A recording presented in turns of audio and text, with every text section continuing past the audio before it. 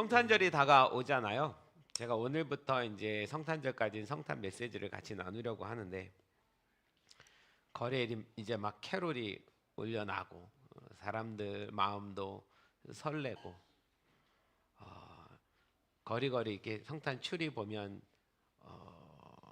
마음이 이렇게 기쁘기도 하고 예전보다는 성탄의 어떤 분위기가 많이 줄긴 했어요. 저 어렸을 때 기억하면 기억나시나 모르겠는데 교회들마다 종탑에서부터 쫙 성탄 추리 나온 거 기억나시죠? 온 동네가 성탄 추리로 너무 아름다웠는데 그 문화가 사라진 게 너무 아쉬워요. 4월 초파일에는 전등이 전 도시에 다 깔려 있는데 왜 성탄절날 성탄절에 이 조명.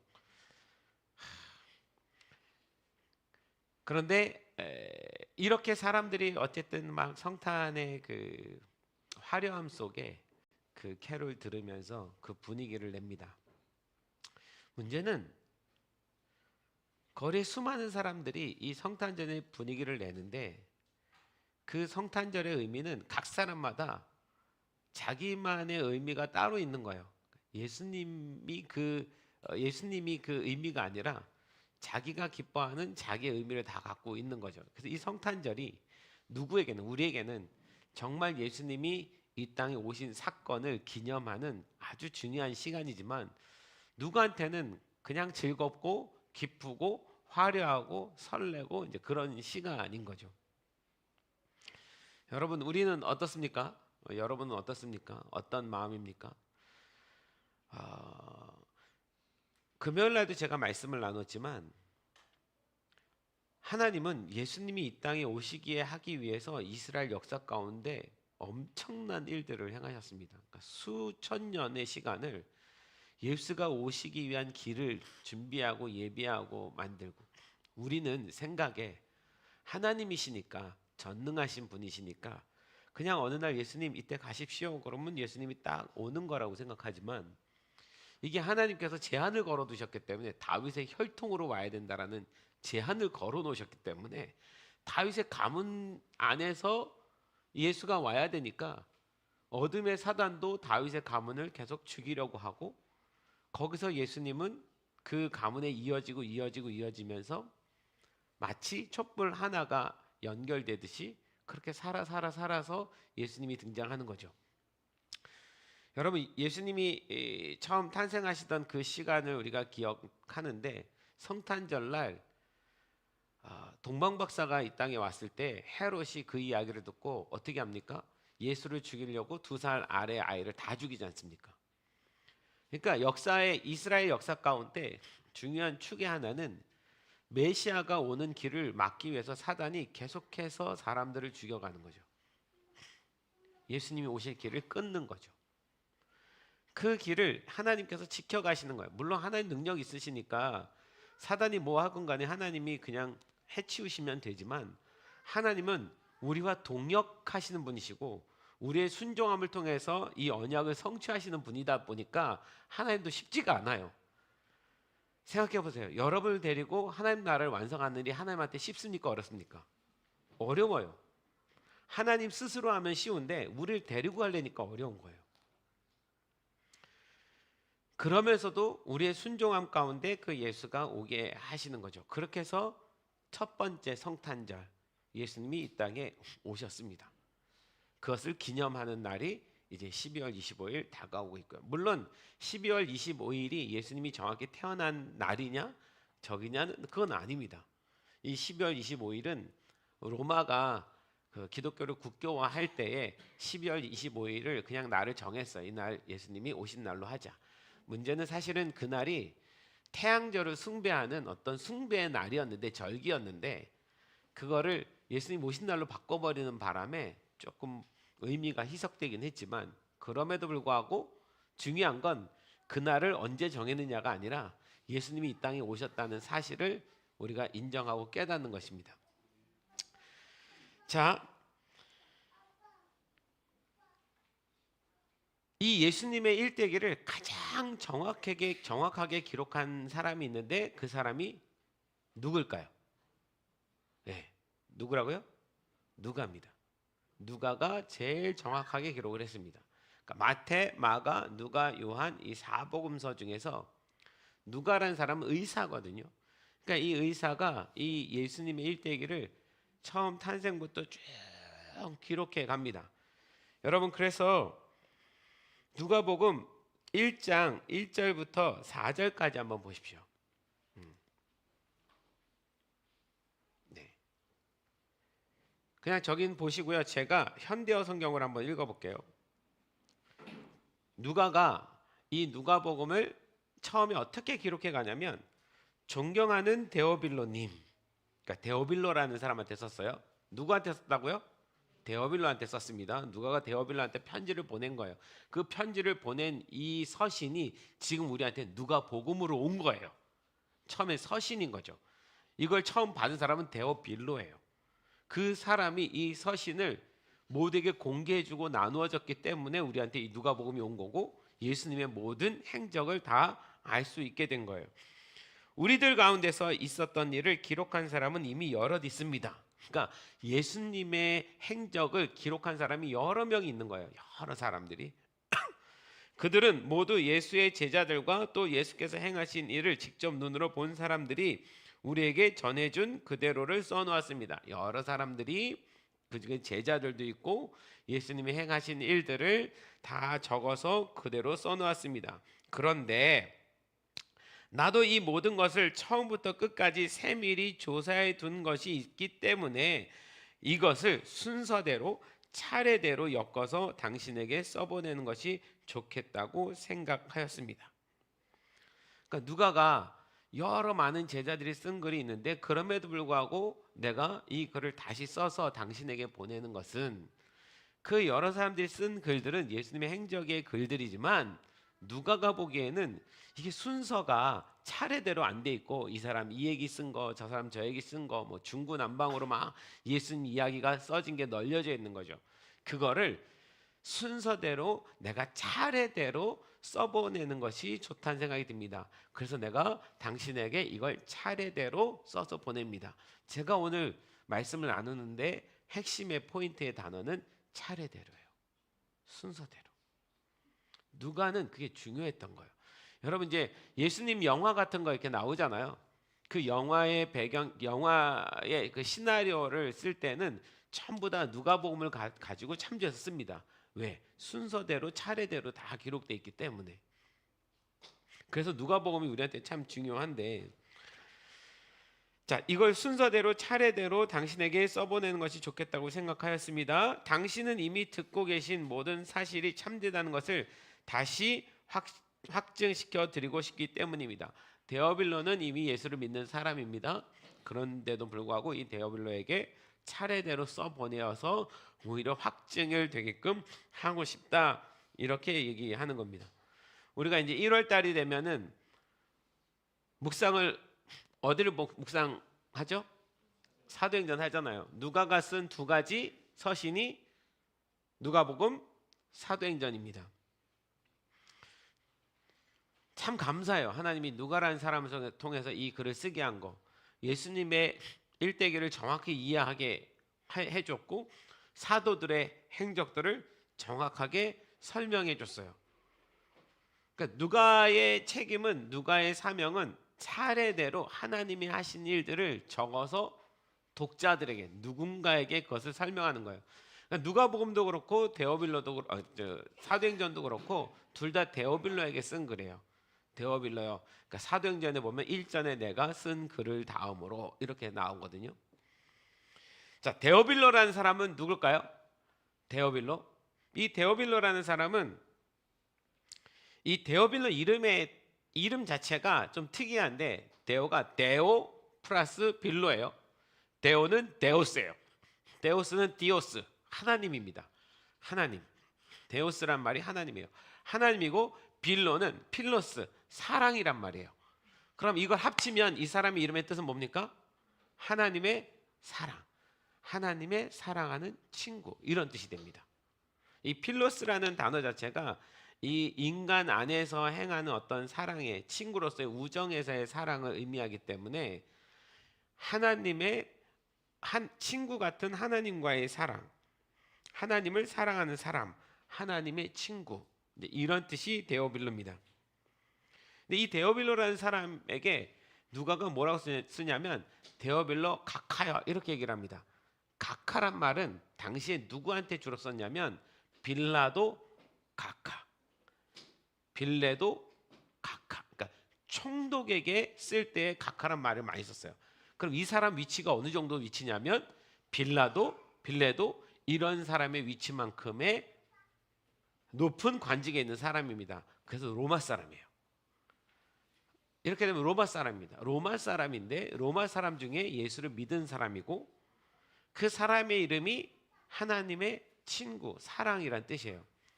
그래서 한번 생각해 봤어요. 이 사람이 태어날 때부터 데오빌로라는 이름을 가진 걸까? 아니면 예수를 만나고 나서 자기 이름을 데오빌로라고 했을까? 잘은 모르겠어요. 그 성경에 나오지 않으니까. 그런데 분명히 이 사람의 이름이 하나님의 사랑을 입은 사람이라는 의미를 갖고 있는 걸 보면 이 사람이 하나님에게 얼마나 충실된 사람인지, 예수님을 얼마나 믿는 사람인지를 보여줍니다. 그래서 혹자는 이 데오빌로가 진짜 로마의 관직에 있는 유명한 어떤 한 높은 사람이다라고 말하기도 하면서 데오빌로란 이름이 하나님의 사람, 하나님의 친구란 이름이니까 그 당시에 불특정 다수의 하나님을 사랑하는 예수를 믿는 모든 사람들에게 쓴 글이다. 뭐 이렇게 표현하기도 합니다. 자, 중요한 것은 이 글을 기록한 목적이 예수님의 행하신 일에 대해서 기록하는데 모든 글들이 구전으로 전해지고 이 얘기 저 얘기가 있으니까 누가는 그 잡음을 줄이려고 차례대로 이 글을 쓴다 이렇게 표현한 거예요. 예수 그리스도에 대해서 누군가 구체적으로 설명해 줄 사람이 필요했는데 그 사람이 누가입니다.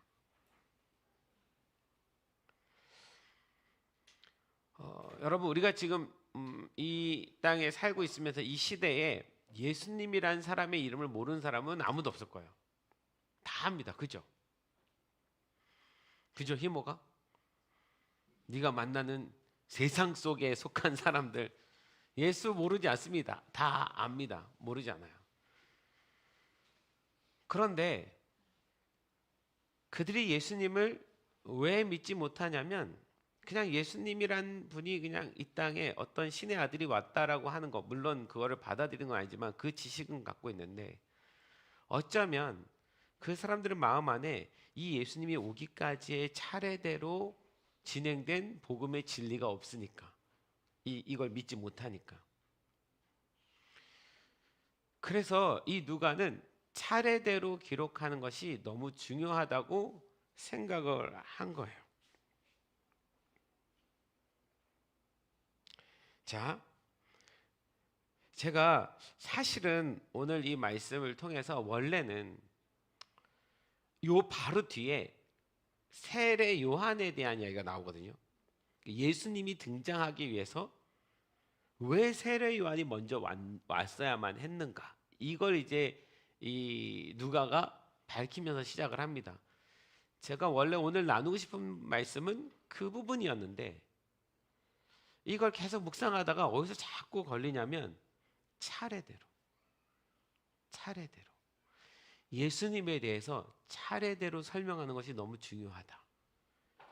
이 부분을 강조한 누가의 이야기를 보면서 제 마음에 그 생각이 드는 거예요.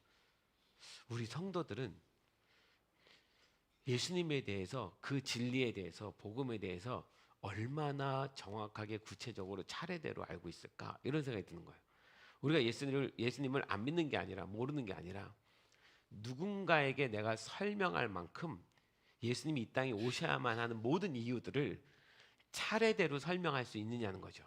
자, 옆 사람한테 물으십시오. 너는 차례대로 할 수 있어? 물어보세요. 자, 눈빛을 보세요. 흔들리는지. 지금 1분 줄게요. 차례대로 한번 해보실래요?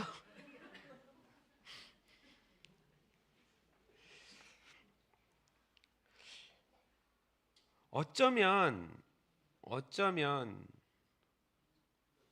우리도 지금 누가가 얘기한 것처럼 예수님에 대한 수많은 이야기를 듣고 있는데 우리 머릿속에 우리의 지식 속에 그 예수님이 오시기까지 모든 이야기가 내가 딱 이렇게 차례대로 설명할 것들을 갖고 있느냐.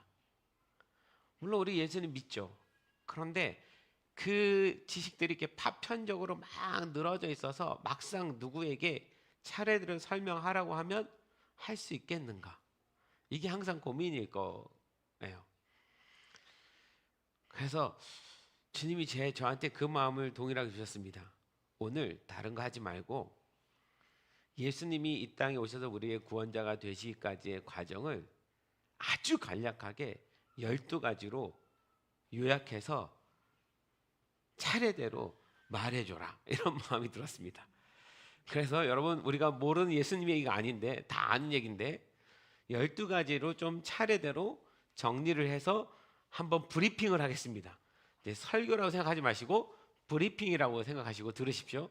그래서 제가 이 12가지로 정리한 걸 총 4가지인데 4가지 안에 3가지씩 들어있어서 12가지의 진리로 정리를 간단하게 했는데 그거를 목자방에도 올려드렸어요. 목자방에 올린 그 카톡 그 내용을 우리 성도들한테 다 보내주셔서 그걸 갖고 있다가 평소에 내가 누군가에게 혹시 정말 예수님에 대해서 말해줘야 될 상황이 오면 그렇게 순서대로 좀 말해보면 어떨까, 그런 생각에 여러분 브리핑합니다. 할렐루야. 네.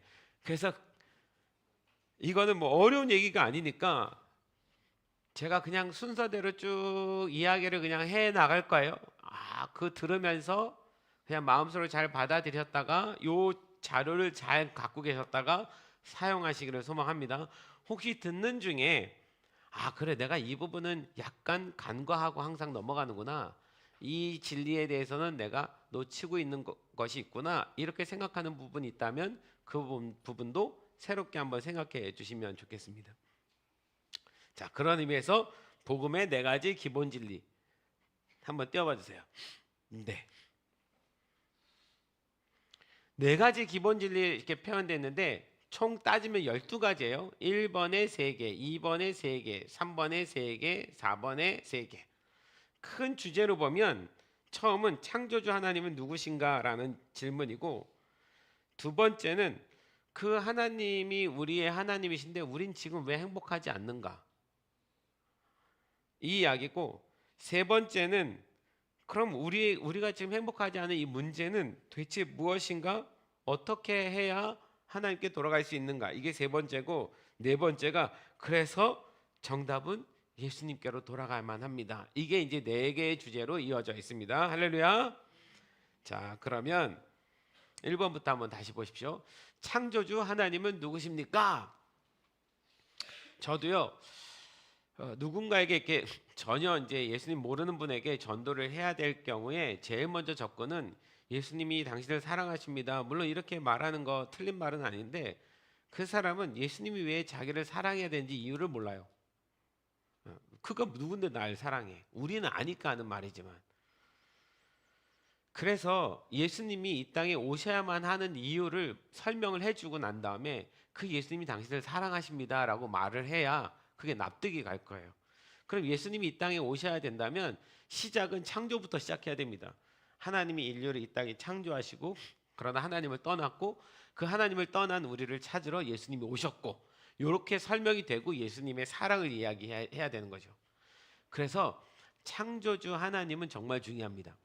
히브리서 12장에 이제 그 얘기 있잖아요. 믿음이 없이는 하나님을 기쁘시게 못하나니 라고 하면서 첫 번째 뭐예요? 그가 계신 것과 하나님이 계신 것, 창조주신 하나님을 먼저 믿는 것, 이게 하나님을 기뻐하시는 첫 번째거든요. 자, 창조주 하나님은 누구십니까? 우리에게 왜 하나님이 필요합니까? 여러분 주변에 혹시 예수를 잘 믿지 않고 방황하고 있는 사람들이 있다면 내가 이렇게 질문할 걸 생각해 보면서 들으세요. 우리에게 왜 하나님이 필요합니까? 하나님이 우리에게 원하시는 것은 무엇입니까? 남겨보세요. 그런 질문을 했어요. A, 1번 첫 번째. 그 1번의 첫 번째입니다. 창조주 하나님. 하나님이 누구냐? 이 세상은 저절로 생겨난 것이 아닙니다. 믿으시죠? 그 어떤 것도 원인이 없이 일어나는 일은 없습니다. 원인이 없는데 어떻게 결과가 나와요? 어떻게 무에서 유가 나와요? 하나님이라는 창조자가 있으니까 그 창조자가 무에서 유를 만들어내는 거죠. 자, 여러분 이 트리를 보십시오. 거의 창조의 작업입니다. 무에서 유를 창조해냈습니다. 여기 있는 갖가지 여러분 저희가 비용을 아끼기 위해서 사실은 트리를 더 좋은 걸 사고 싶은데 이 트리도요 여러 개를 조합해서 짜 맞춰서 하나로 만들고 막 이렇게 된 겁니다. 내년에는 제대로 된 걸 하나 해보고 싶은데 그러니까 막 이렇게 조합하게 있는 것들을 갖다가 사람이 창조자가 있으니까 그걸 설계한 자가 있으니까 이렇게 아름답게 설계 갖고 이렇게 만들어 놓는 거잖아요. 그건 설계자가 있어야만 가능한 일이에요. 설계자 없이 갑자기 아무것도 없는 공간에서 뭐가 팅하니 나올 수가 없는 겁니다. 진화론을 믿는 세상에서 그렇게 말하겠지만 이 세상은 저절로 생겨난 것이 아닙니다. 그 어떤 것도 원인이 없이 일어난 일은 없습니다. 이 세상이 탄생하기 전 창조주 하나님이 먼저 계셨습니다. 우리 믿죠? 믿으시죠? 그 사람한테 얘기해 주는 거예요. 이 사실을 모르니까요. 이 세상이 창조되기 전에 하나님이란 분이 먼저 계셨습니다. 신이 먼저 있었습니다. 설계자가 먼저 있었습니다. 이 땅의 모든 것 어떤 거 하나도 설계자 없이 나오는 것은 없거든요. 그 설계자로 인해서 이 땅이 창조되었습니다. 그래서 창세기 1장 1절이 그 내용이잖아요. 창세기 1장 1절을 같이 한번 읽읍시다. 시작. 태초에 하나님이 천지를 창조하시니라. 시작은 이렇게 얘기했어요. B 가보세요. 두 번째입니다. 하나님의 형상으로 창조된 인간. 그런데 그 하나님으로부터 하늘과 땅, 산과 바다, 동물과 식물이 창조되었습니다. 인간도 하나님의 형상대로 창조되었다라고 성경에 기록하고 있습니다. 저희가 캄보디아든 어디든 선교 가면은 그 선교 가서 복음을 전할 때 이 내용의 부분을 분명히 말하고 시작합니다. 왜냐하면 그 선교지에 있는 대부분의 사람들이 믿는 우상 숭배들이 전부 뭐냐면 이 땅에 있는 피조물들이에요. 산, 바다, 나무, 뭐 하물며 소, 원숭이, 네팔에는 3만 개의 신이 있다고 그랬잖아요. 이 땅에 있는 모든 피조물들을 전부 우상으로 섬기고 있잖아요. 물론 그 우상을 하나님 만드셨으니까 하나님이 그것들보다 위다라는 말을 하고, 그런데 하나님께서 인간을 창조하실 때 인간은 하나님 자신의 형상으로 만들었기 때문에 이 피조물보다 인간이 더 높은 위치에 있다라는 것을 설명을 해야만 하는 거예요. 우리는 같은 피조물이 아닙니다. 우리는 하나님의 자녀로서 하나님의 형상을 입은 피조물입니다. 할렐루야. 달라요, 여러분. 집에 지연 자매님 피아노 치잖아요. 뭐 엄청나게 막 1억짜리 막 고급 그 그랜드 피아노를 누가 선물해줬다 칩시다. 그게 귀해요. 윤우가 귀해요. 윤우가 귀하죠. 은우는 누구죠? 은우도 키우나 보지? 아 이게 가치를 매길 수가 없어요. 하나님에게 있어서는 당신의 형상으로 지음을 받은 우리는 이 어떤 피조물들하고 차원이 다른 그런 사랑의 존재입니다. 자, 말씀 보세요. 함께 읽읍시다. 시작. 하나님이 자기 형상 곧 하나님의 형상대로 사람을 창조하실 때 남자와 여자를 창조하시고, 하나님은 자기 형상대로 우리를 창조해 주셨어요. 제가 어렸을 때 101 때 설명하지만 어렸을 때 선생님이 저한테 그렇게 얘기해 주신 것이 참 각인이 됐는데, 우리는 어떻게 만들어졌는지 알아? 하나님 우리를 만들 때 하나님이 그 맑은 물가에 가서 자신을 이렇게 거울처럼 보고 자기 형상 따라 눈 만들고 자기 형상대로 코 만들고 그렇게 우리를 빚었어, 이렇게 표현해 주셨어요. 그게 어렸을 때 딱 각인됐습니다. 그런데 제가 신학을 갖고 성경을 공부하면서 한 가지 이해가 안 가는 것이 있더라고요. 요한복음 4장 24절에 하나님은 영이시니 이렇게 표현되어 있어요. 하나님은 영적인 존재래요. 여러분, 영적인 존재는 모양이 있습니까 없습니까? 형상이 없습니다. 하나님 형상이 없는 분이에요. 근데 우리가 하나님의 형상을 닮았다라고 표현을 하는 거예요. 그래서 한 가지 더 알게 됐어요. 원래 여기서 하나님의 형상이란 말은 어떤 하나님의 얼굴과 모양을 닮았다라는 것을 말하는 것이 아니라, 요건 좀 놔두고 더 중요한 의미는 하나님의 성품, 하나님의 마음을 가졌다라는 것으로 이해하는 것이 맞습니다. 하나님만 가지고 계신 하나님의 영적인 그 영이 있잖아요.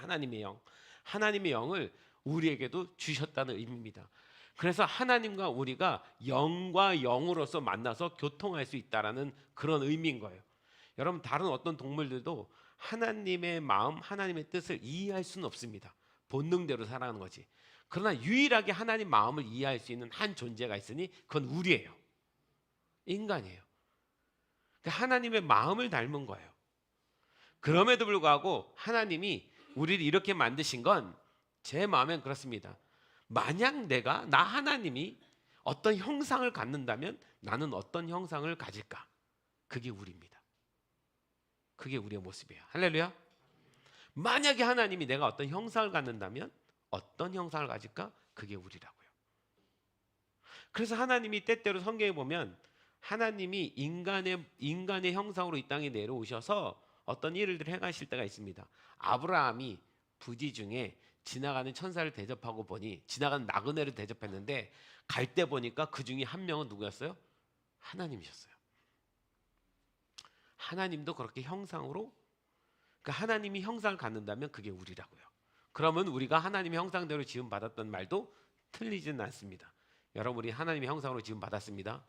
자, 옆 사람 보고 하나님의 형상을 찾아보세요. 하나님의 형상이 그 사람 안에 있습니다. 자, 다음 보세요. C. 우리를 영원 전부터 알고 계신 하나님. 그러므로 하나님은 영원 전부터 우리를 알고 계시며 우리를 당신의 자녀로 삼으셨습니다. 인간은 하나님이 없이 살아갈 수 없습니다. 그러니 하나님이 그 계획을 할 때, 여러분 자녀를 낳을 때 자녀를 낳을 것에 대한 기대감이 있잖아요. 처음 아이를 잉태할 때, 우리 지금 잉태하는 우리 하이가 있지만 그 어떤 아이를 준비하는 마음들이 있잖아요. 우리 소현자매 지금 열심히 몸을 가꾸면서 계속 준비하고 있는데 그 한 아이를 맞이하기 위한 준비들을 하고 있잖아요. 마음속에 있잖아요, 그가. 그리고 그 마음속에 있는 그 아이가 우리에게서 태어나는 거잖아요. 태어날지어다. 하나님은 영원 전부터 우리를 알고 계셔요. 우리가 이 땅에 존재하기 전부터 하나님을 알고 계신 겁니다. 그리고 그 우리를 예수 그리스도 안에서 자녀 삼으셨어요. 말씀 한번 보세요. 읽읍시다. 시작. 찬송하리로다. 하나님 곧 우리 주 예수 그리스도의 아버지께서 그리스도 안에서 하늘에 속한 모든 신령한 복을 우리에게 주시되 곧 창세전에 그리스도 안에서 우리를 택하사 우리로 사랑 안에서 그 앞에 거룩하고 흠이 없게 하시려고. 할렐루야. 우리는 창세 전에 택했습니다. 예수 그리스도 안에서.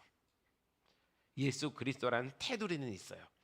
창세 전에 택했지만 이미 창세 전에 하나님은 예수님을 통해서 우리를 구원하실 약속을 하셨거든요. 그 안에서 우리를 기억하고 구원하시는 것입니다. 그러니 우리가 만나는 그 사람이 하나님은 그 이전부터 그를 알고 있는 사람인 거예요.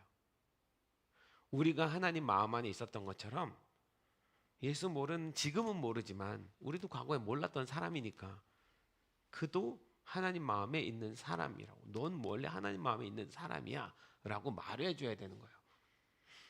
D 보세요. 하나님의 소망. 그래서 하나님은 당신을 사랑하십니다. 사랑할 수밖에 없죠. 하나님은 당신과 함께 천국에서 영원히 살고 싶어 하십니다. 우리를 그 천국으로 인도해서 영원히 살고 싶어 하십니다. 그리고 하나님은 이 땅에서도 우리가 행복하게 살기를 원하십니다. 행복하게 하나님과 살다가 함께 가기를 원한다고요. 말씀 보세요. 같이 읽읍시다. 시작. 하나님이 세상을 이처럼 사랑하사 독생자를 주셨으니 이는 그를 믿는 자마다 멸망하지 않고 영생을 얻게 하려 하심이라. 이게 첫 번째 이야기입니다. 네 가지 중에 첫 번째 이야기. 하나님 누구십니까? 창조주는 누굽니까? 그분이 우리한테 왜 필요합니까? 하나님이 이 세상을 창조하셨기 때문에, 우리를 창조하셨기 때문에, 우리에게 하나님 형상을 주셨기 때문에, 우리는 하나님을 닮은 자녀이기 때문에, 그래서 하나님은 우리를 그 영원전부터 그리스도 안에서 택하시고 우리를 사랑하셨습니다. 이게 첫 번째 이야기예요. 하나님의 사랑이 먼저 이야기되어야 됩니다. 자, 순서대로 차례대로잖아요. 이게 첫 번째예요. 두 번째 가보세요. 그런데 왜 우리는 지금 행복하지 않습니까? 문제는 우리의 삶에 우리가 지금 행복하지 않다라는 거예요. 여기서 행복하지 않다라는 건 두 가지의 의미에서 이야기할 수 있을 텐데, 우리는 우리의 영은 행복한 사람입니다. 할렐루야. 우리는 구원받았기 때문에 우리 영은 행복하지만 우리가 사는 이 물질적인 세계 안에서는 행복이 왔다 갔다 합니다. 할렐루야. 그건 어쩔 수 없어요. 왔다 갔다 합니다. 근데 우리가 누군가에게 차례대로 복음을 전할 때 그 사람은 영의 행복이고 뭐를 떠나서 그냥 이 세상에 행복하지 않은 거예요. 그죠? 우리 희목이가 요즘도 열심히 하고 있지? 전도? 희목이가 열심히 사람들이 춤추고 노는 곳에 가끔 갑니다. 전도하려고. 희목이가 뭐 자기가 쾌락을 추구하러 가겠어요? 열심히 가죠. 갑니다. 거기서 얼마나 많은 애들을 끄집어 왔어요. 진짜 여기 여러 사람이 지나갔지만 감사하게도 그들 중에 거의 대부분이 신앙생활을 다 하고 있습니다. 여기 와서 함께 지낸 그것 때문에 누구는 지금 두바이 가는데 거기서 신앙생활하고, 우리 지난번 여기 에스더도 지금 그 화성인간 동탄 거기서 신앙생활 잘 하고 있고, 그 친구들이 그 파티장에서 정말 행복하면 희목이가 교회 갈래? 그럴 때 왜 와요? 안 행복한 겁니다. 안 행복한 거예요. 그러니까 이제 희목이에게 그 눈이 생긴 거죠. 아, 쟤는 지금 굉장히 해피한 듯 하지만 하나도 안 행복하구나. 그러니까 찔러보는 거죠. 열심히 찌르고 계시죠? 여러분도 찌르세요. 행복하지 않습니다, 사람들이. 왜 우리는 행복하지 않습니까? 하나님의 자녀인데 당연히 행복해야 되는데 왜 행복하지 않느냐? 이제 1번부터. 인생은 고통과 절망입니다. 인간은 모두 삶의 문제를 가지고 있어요. 먹고 사는 문제, 질병의 고통, 미래에 대한 걱정, 마음의 불안, 죽음의 공포 등 인생은 고통의 연속입니다. 여러분 여기서 자기가 빠져나갈 수 있는 것 있나요? 먹고 사는 문제 있습니까? 없습니까? 있죠. 질병의 고통이 있습니까? 없습니까? 있어요. 저도 지금 한 달째 허리가 안 나가지고 미래에 대한 걱정 있습니까? 없습니까? 있어요. 마음의 불안, 죽음의 공포 있습니다. 인생은 고통의 연속이에요. 왜 하나님이 우리의 아버지시고 하나님 우리를 창조하셨는데 왜 우리는 이 고통스러워야 되지? 비 보세요. 말씀 보세요. 같이 읽읍시다. 시작. 우리의 연수가 70이요 강건하면 80이라도 그 연수의 자랑은 수고와 슬픔뿐이요 신속히 가니 우리가 날아가나이다. 누가 주의 노여움의 능력을 알며 누가 주의 진노의 두려움을 알리까? 우리 연수가 70이고 강건하면 80. 80이 아니라 80입니다. 우리 장로님은 더 강건하셔서 80 넘으셨습니다. 그러나 그 연수의 자랑함은 뭐와 몇 번이라고요? 수고와 슬픔뿐입니다. 인생이 그렇다는 거예요. B 보세요. 왜 그러냐? 우상숭배 때문에 그렇다라는 얘기를 하는 거예요. 우리는 끊임없이 이 문제를 해결해 줄 무언가를 찾습니다. 그래서 저마다의 신을 찾아갑니다. 우리가 이 선교지에서 만나는 모든 사람들이 행복하려고 신을 찾는 거예요. 근데 그 신이 3만 개예요. 오죽 행복을 해결하고 싶으면 이 신, 저 신 만들다가 수많은 신들을 다 만들어 버리는 거예요. 캄보디아 가면 우리 애들 봤지? 캄보디아 가면 집집마다 뭐 있어? 집집마다 사찰이 하나 있습니다. 캄보디아, 태국은요, 이 불교의 이 불교 불심이 너무 강해가지고 모든 집에 조그만 사찰을 하나 모형으로 만들어서 집 앞에 그 문 앞에 박아놨습니다. 그게 뭐냐면 자기의 성전이에요. 자기의 절이요. 거기에다가 촛불 켜서 매일 불공 드려요. 비록 내가 절에 못 갈다 할지라도 우리 집에 절에서. 와, 대단하죠? 성전이 집에 있는 거예요. 근데 우리가 더 대단해요. 우린 성전이 어디 있어요? 우리 여기 있어요. 끊임없이 문제를 해결해 줄 무언가를 찾습니다. 그래서 저마다의 신을 찾아가는 거예요. 그러나 그 어느 곳에서도 이 고통의 문제를 해결받지 못합니다. 여전히 아프고 절망스럽고 번뇌와 죽음 앞에 그리고 두려워하는 연약한 인간일 뿐이에요. 연약한 인간일 뿐입니다. 그 우상이 우리의 문제를 해결해 주지 못해요. 말씀 보세요. 읽읍시다. 시작. 그들의 우상은 은과 금이요 사람이 손으로 만든 것이라. 입이 있어도 말하지 못하며 눈이 있어도 보지 못하며 귀가 있어도 듣지 못하며 코가 있어도 냄새 맡지 못하며 손이 있어도 만지지 못하며 발이 있어도 걷지 못하며 목구멍이 있어도 작은 소리조차 내지 못하느니라. 그것을 만드는 자와 그것을 의지하는 자가 다 그와 같으리로다. 그 사람이 만들어 놓고 사람이 의지해요. 그런데 그 우상들은 입이 있어도 말하지 못하고 눈이 있어도 보지 못하고 귀가 있어도 듣지 못한대요. 그런데 이 허한 마음을 의지할 데가 없으니까 어쩔 수 없이 의지하는 거예요. 자기가 만들어 놓고 자기가 의지해요. 여러분 이사야서에 보면은 지난번 우리 이사야 강의할 때 그 내용 얘기했잖아요. 하나님이 우상에 대해서 뭐라고 말하냐면, 야 네가 나무 토막 잘라다가 네가 그 반으로는 우상 만들고 나머지 반으로는 땔감으로 쓰잖아.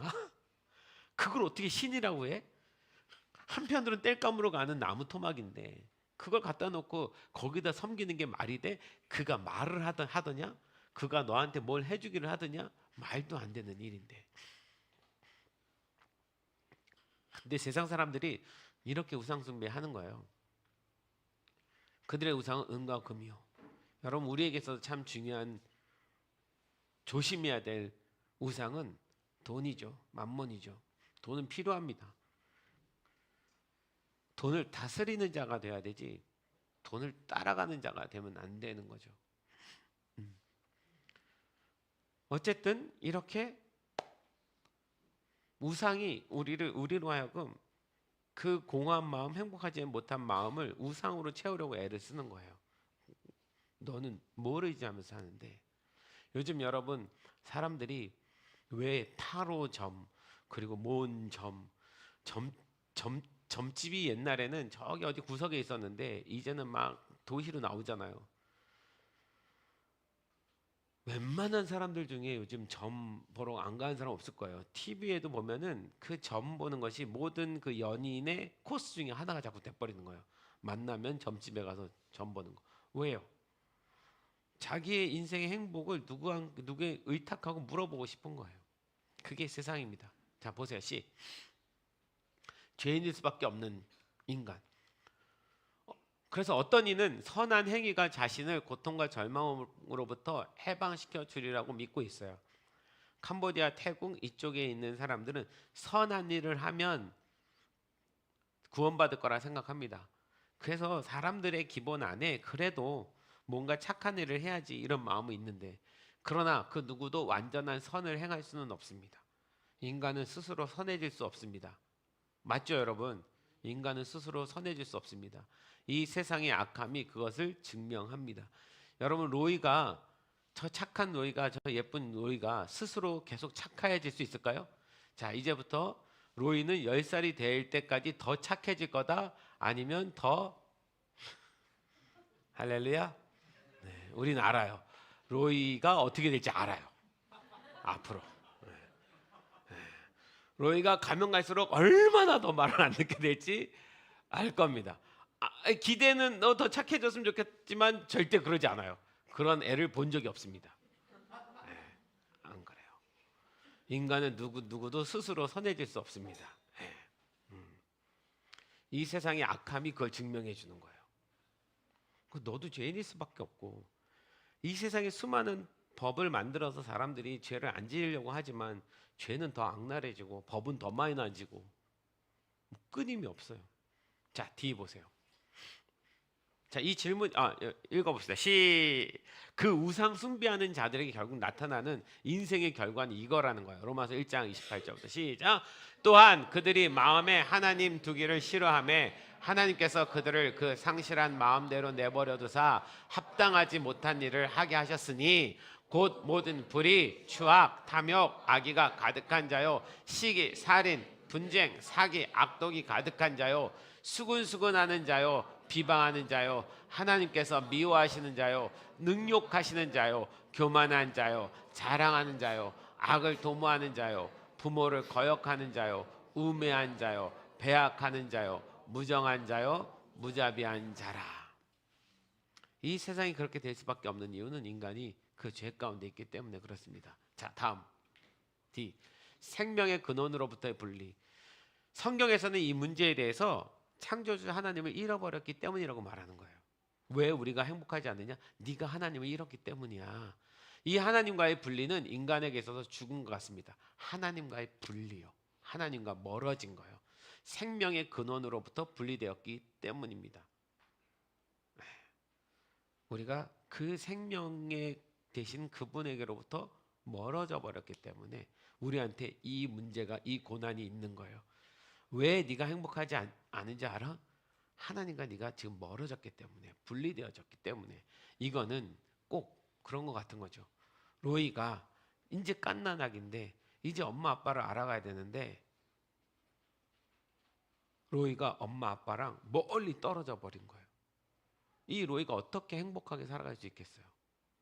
그 부모를 느끼지 못하는데. 똑같은 결과라는 거죠. 시편 읽어봅시다. 시작. 진실로 생명의 원천이 주께 있사오니 주의 빛 안에서 우리가 빛을 보리이다. 자, 3번 이제 가보세요. 그렇다면 우리의 문제는 무엇입니까? 아니 잠깐만요. 우리의 고통과 절망 그리고 죽음의 문제를 해결할 수 있는 방법은 무엇입니까? 어떻게 해결해야 돼요? 이 문제를 우리는 어떻게 하나님께로 돌아갈 수 있습니까? 이 마음이 들어야지 되잖아요. 다음 A 보세요. 하나님과의 분리. 자, 원래 인간은, 이걸 한 번 더 강조한 거예요. 원래 인간은 전능하신 하나님이 자신의 형상대로 창조한 존재입니다. 앞에 거 끌어왔죠.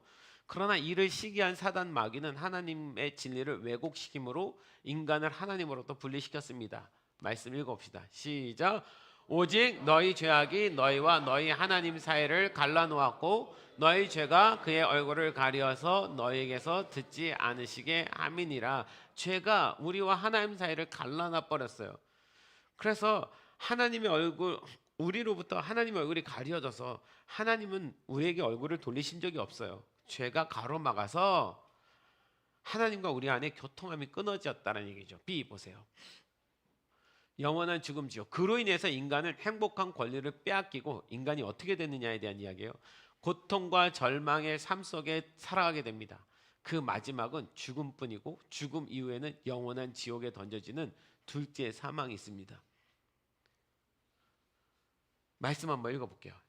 시작. 그러나 두려워하는 자들과 믿지 아니하는 자들과 흉악한 자들과 살인하는 자들과 음행하는 자들과 점순가든과 우상숭배자들과 모든 거짓말하는 자들은 불과 유황으로 타는 못에 던져지리니 이것이 둘째 사망이라.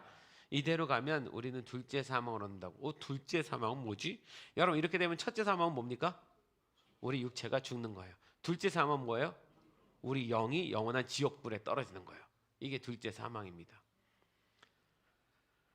이렇게 가면 우리 인생이 행복하지 않은 것뿐만이 아니라 우리는 둘째 사망까지 가게 되는 거야 라고 지금 말하고 있는 거죠. 자, C 보세요. 죄의 대가. 그 마귀의 속임에 빠져서 하나님을 떠난 삶을 성경은 죄라고 말합니다.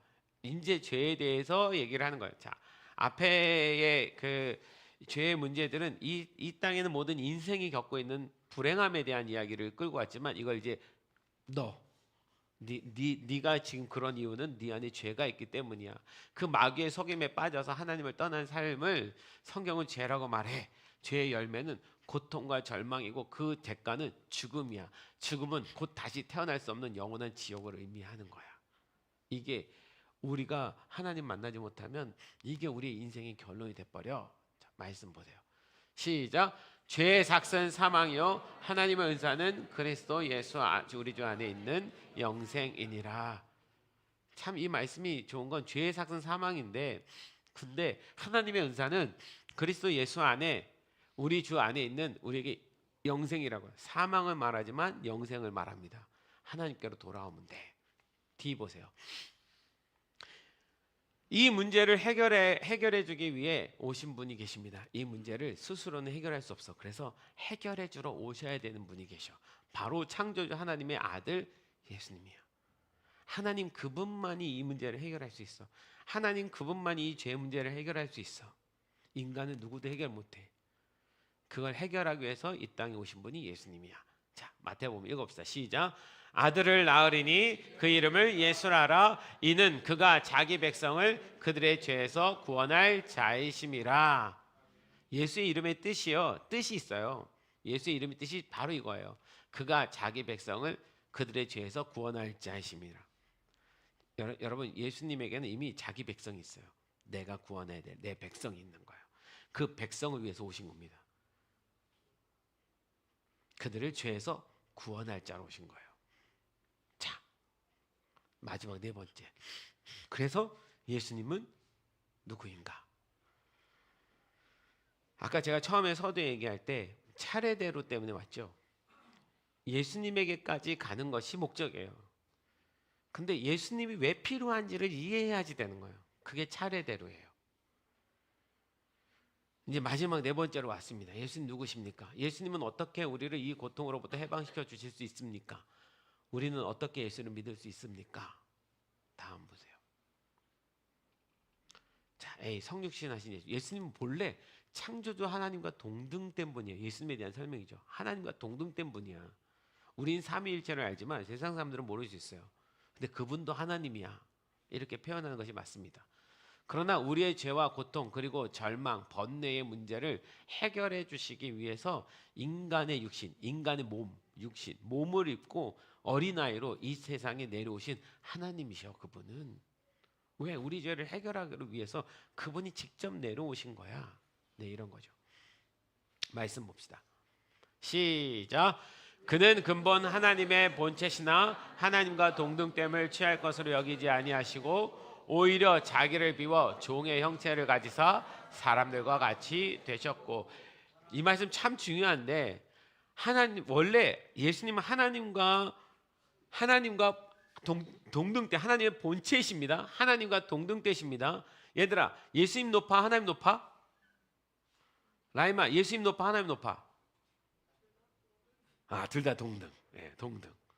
예수님을 아들이라고 표현하는 것 때문에 하나님 밑에 있는 권위자처럼 생각하지만 절대 그렇지 않습니다. 두 분은 동등되다고 표현되어 있어요. 동등되다. 예수님께서 이 땅에 인간의 몸을 입고 오셨기 때문에 아들이라고도 더 표현하는 거지, 두 분은 동등되신 분이십니다. 그런데 예수님이 그 동등됨을 내려놓고 포기하고 내려오셨어요. 오히려 자기를 비워서, 그 동등됨, 그 자기를 비워서 종의 형체, 여기서 종의 형체, 인간의 형체라고 표현하지 않고 종의 형체라고 말하는 건 이 종이 지금 뭐를 짓고 있어요? 죄요. 그 종의 형체를 가지사 사람들과 같이 되셨고, 하나님 입장에서 보면 굉장히 비참한 건데 하나님의 사랑에서 보면 비참한 게 아닌 거예요. 할렐루야. 우리 집에 예언이가 도마뱀을 키우거든요. 참 귀여워요. 예언이 정서를 위해서 도마뱀을 키웠는데 괜찮은 것 같아요. 이 아이를 돌보면서 정서가 해결. 그 손에서 이렇게 놀고 막 하고. 그럼 저희는 이제 그 도마뱀이 이렇게 조그만 상자 안에 이렇게 들어있는데 맨날 들어가가지고 얘가 어디 숨었는지 숨바꼭질해요. 어디 탁 붙어 있는데. 나는 그냥 이제 숙제는 예언이가 대학을 가면 그걸 제가 밥을 먹게 되는 손에 올려놓고. 근데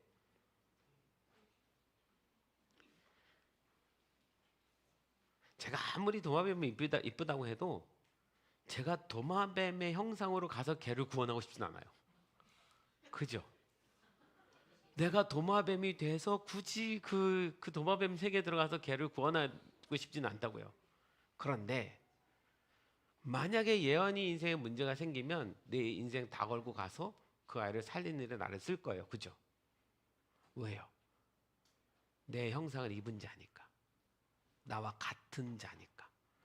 그러니까 종의 형체를 입고 사람들과 같이 되셨고가 사실은 하나님에게 있어서는 굉장히 낮은 곳에 오시긴 한 건데, 그러나 가장 사랑하는 곳에 온 거기도 한 거예요. 자, 봅시다. B.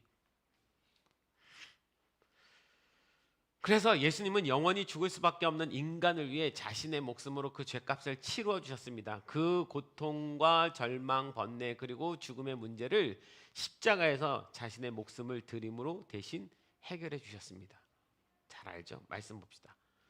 시작. 이것은 죄 사함을 얻게 하려고 많은 사람을 위하여 흘리는 바 나의 피 곧 언약의 피니라. 예수님 십자가에서 왜 피를 흘렸나요? 죄 사함을 얻게 하려고. 많은 사람을 위하여 흘리는 바 나의 피다. 예수님이 그 피를 왜?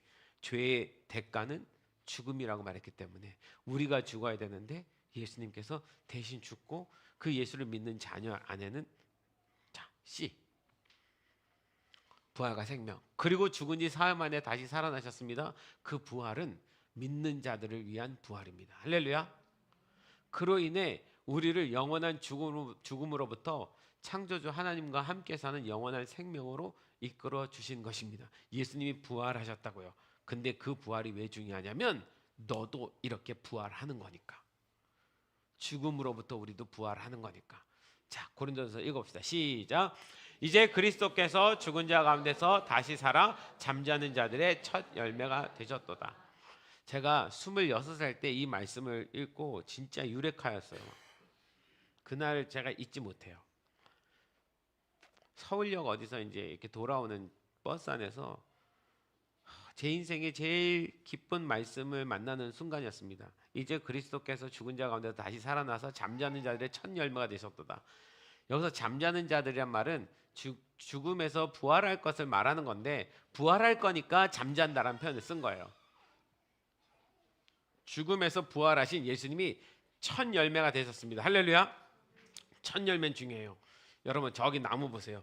저 나무는 열매가 아니라 물고기가 맺혀 있는데 나무에 첫 번째 열매가 나온다는 것은 무엇을 의미합니까? 그 나무에는 다음번에 열매가 두 번째 열매가 당연히 나온다는 것을 의미해요. 첫 번째 열매가 안 나오면 두 번째 열매 나올 수 있습니까? 없습니다. 첫 열매가 나와야 두 번째가 나오는 거예요. 예수님이 부활해야 우리가 부활할 수 있는 겁니다. 예수님이 부활의 첫 열매가 되어주셨어요. 그 믿음 안에서 나는 두 번째, 세 번째, 네 번째 열매가 되는 거예요. 그러니 예수님이 먼저 부활하셔야 돼요. 부활의 첫 열매라는 표현을 쓰는 겁니다. 내가 두 번째 열매구나. 너무 감사한 거예요. 예수님 첫 열매가 되어주신 게. 그게 그날은 왜 이렇게 감사했는지 모르겠어요. 버스 타고 오면서 막 하염없이 혼자 울고 그랬던 것 같아요. 이제 내가 주님으로 인해서 부활한 주님의 자녀가 됐다는 것에 대한 실제적인 믿음이 충만해져가지고. 여러분 주님은 우리의 부활의 첫 열매가 되셨습니다. 나는 믿음으로 두 번째 열매가 되는 거야. 예수님이 그 부활의 열매를 맺으셨어요. 시작하셨습니다. 할렐루야.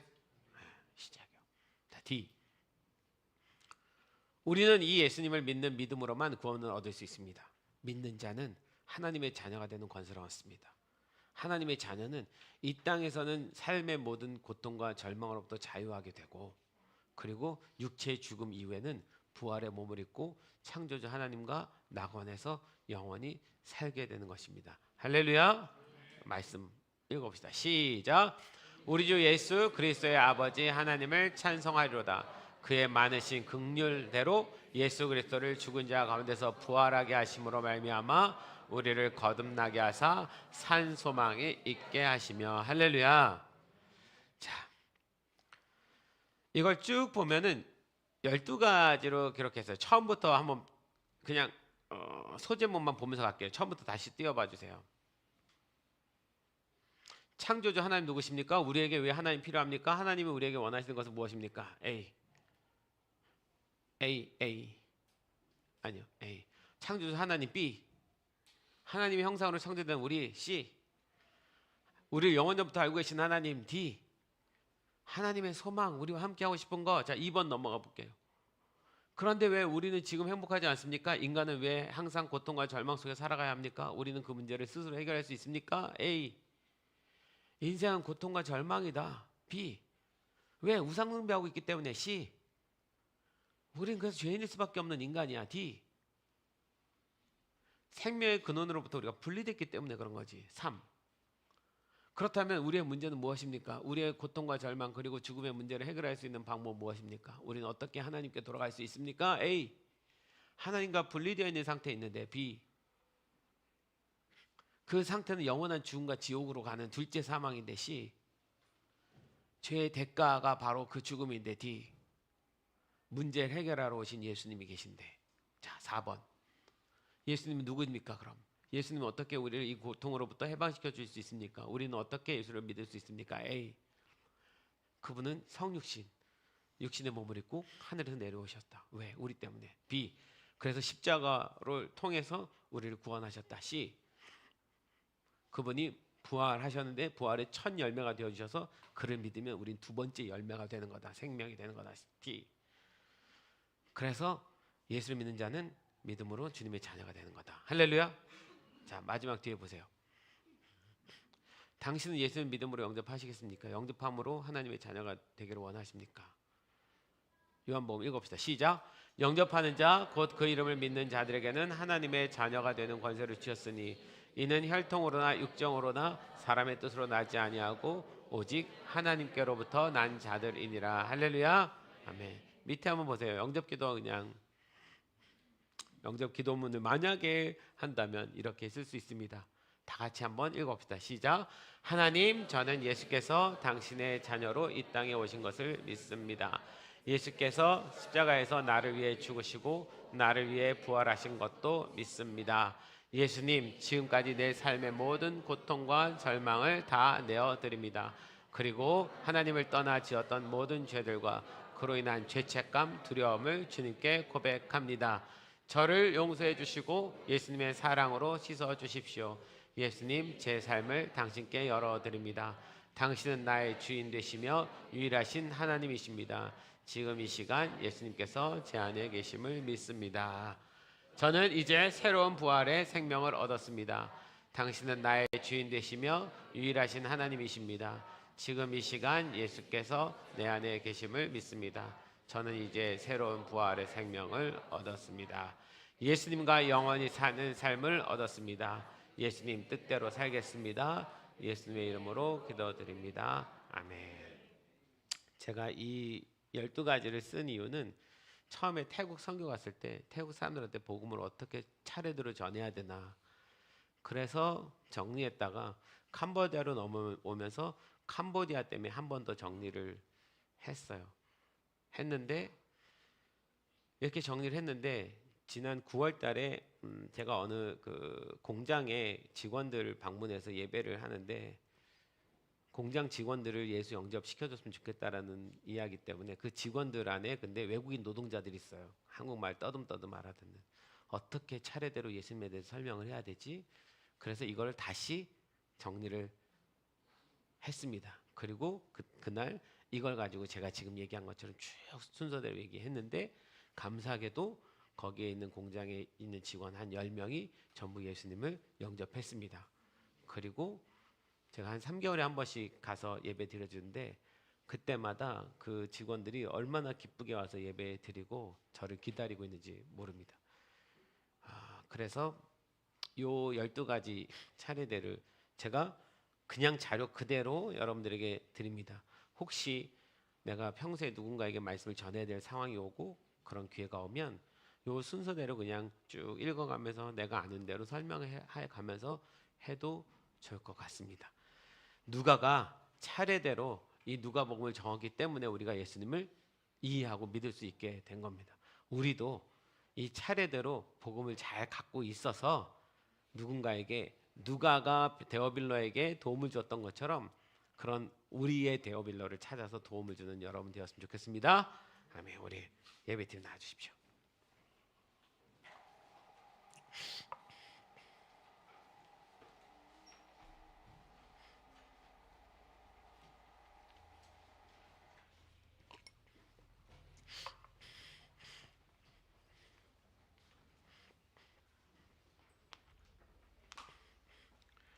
가만히 생각해 보면요, 참 우리 하나님은 대단하십니다. 우리에 대한 사랑이 이렇게 지극할 수가 없습니다. 이렇게까지 우리를 위해서 그 인생을 그 하나님도 바쳐가면서 이 땅에 오셔서 이런 모든 시간들 속에 우리를 구원하시기 위해서 애쓰신 모든 모습들. 그래서 하나님에 대해서 생각해 보면 하나님은 누구냐? 그냥 사랑이시구나. 예수님 누구냐? 정말 우리의 구원자이시구나. 그렇게 받아들일 수밖에 없습니다.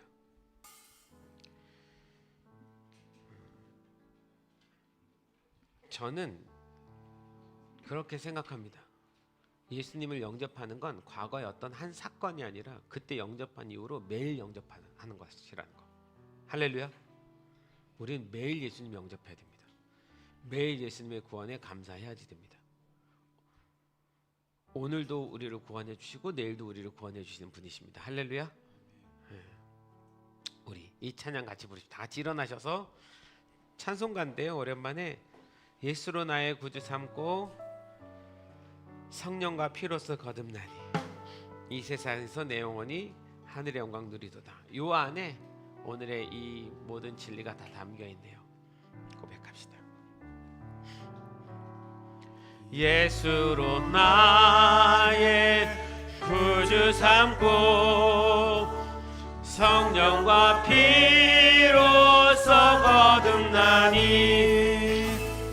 이 세상에서 내 영혼이 하늘의 영광 누리도다. 다시 예수로 나의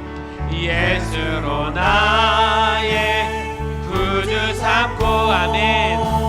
성령과 피로써 거듭나니 이 세상에서 내 영혼이 하늘의 영광. 한 번 더 고백합시다. 예수로 나의 구주 삼고 성령과 피로써 거듭나니 이 세상에서 내 영혼이 하늘의 영광. 이것이 나의 간증입니다. 이것이 나의 간증이요 이것이 나의 찬송일세. 나 사는 동안 끊임없이 주를 찬송하리로다. 온전히 주께 맡긴 내 영 사랑의 음성을 듣는 중에 천사들 왕래하는 것과 하늘의 영광 보리. 이것이 나의 간증이요 이것이 나의 찬송일세. 나 사는 동안 끊임없이 우주를 찬송. 주 안의 기쁨 누림으로 주 안의 기쁨 누림으로 마음의 풍랑이 잔잔하니 세상과 나는 주님 앞에 있으면 그렇게 됩니다. 구속한 주 안의 기쁨 누림으로 주 안에서 있는 기쁨이요 마음의 그럼 이 땅에 있는 모든 풍랑의 문제들이 세상과 나는 향고도 없고 부족한 주만 보입니다. 다시 한번 고백합시다. 주 안의 기쁨 누림으로, 주 안의 기쁨 누림으로 마음의 풍랑이 잔잔하니 세상과 나는 간 곳 없고 구속한 주만 보이노. 이것이 나의 간증이요, 이것이 나의 찬송일세. 나 사는 동안 끊임없이 1절 한 번 더 찬양하고 기도합시다. 예수로 나의 구주 삼고, 예수로 나의 구주 삼고 성령과 피로써 거듭나니 이 세상에서 내 영혼이 하늘의 영광 누리도다. 이것이 나의 간증이요, 이것이 나의 찬송일세. 나 사는 동안 끊임없이 구주를 찬송하리로다. 우리 짧게 한 가지 기도합시다. 성탄절 다가옵니다.